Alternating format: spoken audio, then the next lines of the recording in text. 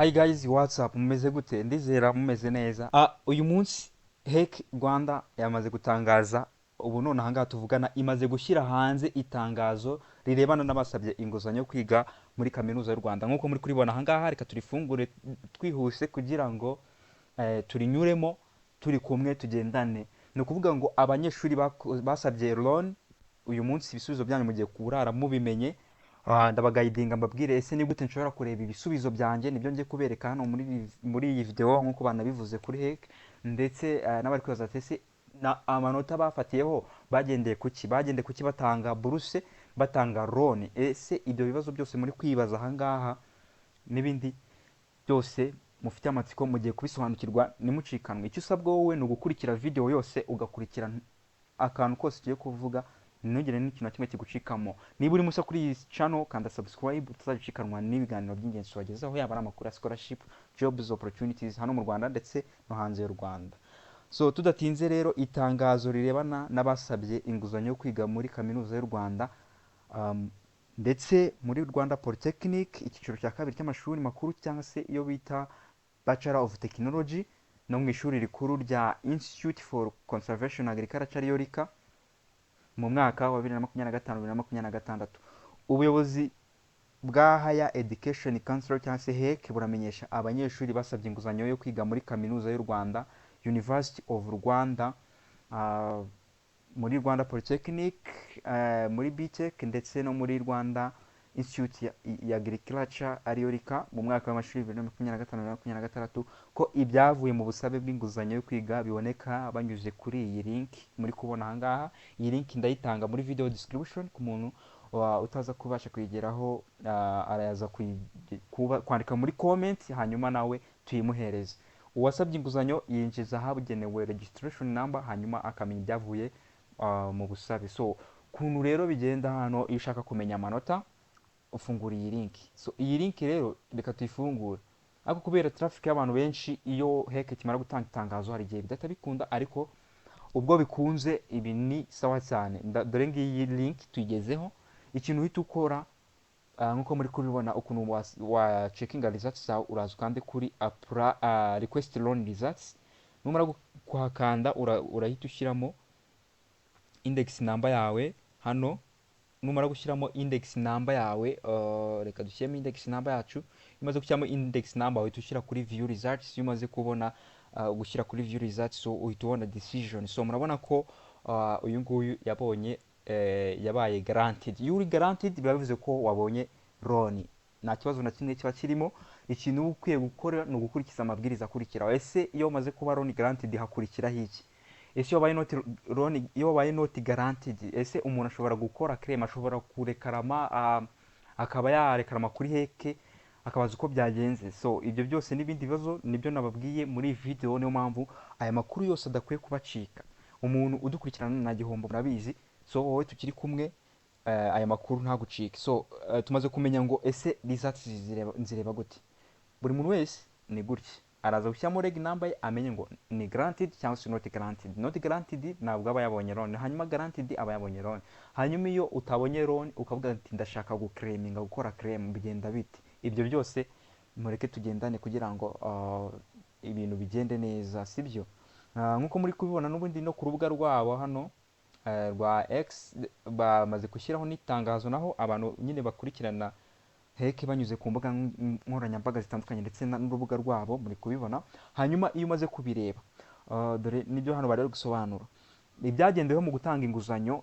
Nicyo kintu cya mbere ngiye kubanza mvugeho, nimara kubivugaho ubundi n'ibindi bibazo biraziraho nyuma. So ibyagendeweho mu gutanga inguzanyo ni ibi bikurikira. Icya mbere, amanota umunyeshuri yagize asoza amashuri yisumbuye ahabwa 50%. Hanyuma icya kabiri, umunyeshuri agiye kwiga muri kaminuza cyangwa se ishuri rikuru, nabyo bakabibarira ku manota 50%. So ibi ngibi mutega amatwi neza mu bikurikirane kuko ngiye kubisobanura neza.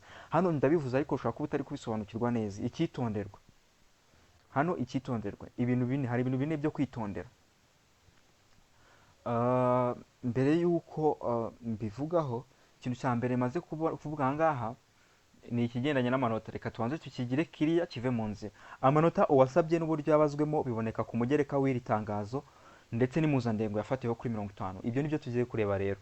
Mbere na mbere amanota n'impuzandengo yayo bimeze biti. Itangazo twarifunguye nk'uko twari turi kurireba hano ku rubuga rwabo, reka twongere tugire ute turisubiremo.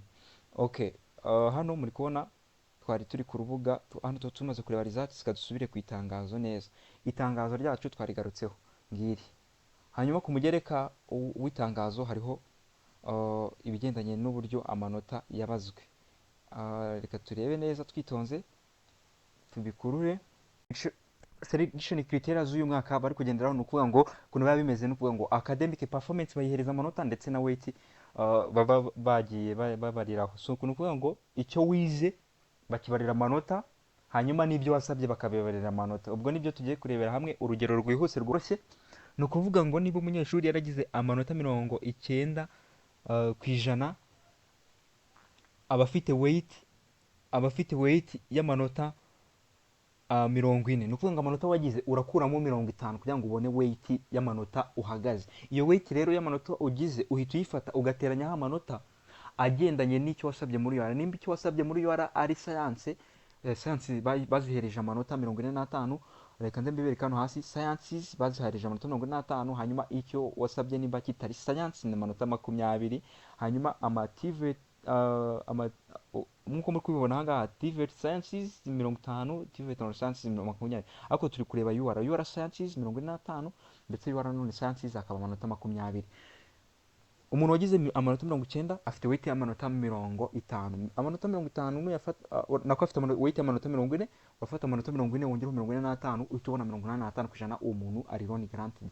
So nabandi mugende mubigenza gutyo, mufata amanota mwagize mukuremo 50, ubibonye weight ufite. Iyo weight nurangiza uyafate uteranyeho amanota y'ibyo wasabye. Ibyo wasabye niba ari UR sciences urahita ubona amanota wagize, niba ari UR non science nabwo urahita ubona amanota wagize. Ni ukuvuga ngo ibyo wasabye kumenya niba ari science cyangwa ari non science muri entry requirements ngira ngo bigiye birimo. Ama sciences ngira ngo muziko atandukanye n'ama science. Abantu basabye engineering ni sciences. Urugero ubwo nibwo mbahaye.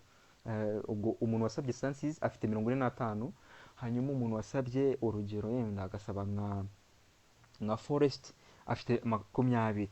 Ubwo ibyo bintu mu bibare gutyo. Umuntu ugira ikibazo akaba atari busobanukirwe n'ikintu na kimwe mu byo maze gusobanura ahangaha, araza kujya muri comment section abaze ikibazo cye kibe cyasobanurwa. Ikindi kibazo ushobora kuza kugira nabwo ndaza kubahereza contact mbayobore uburyo ushobora kuricinga kuri HEC bakagufasha.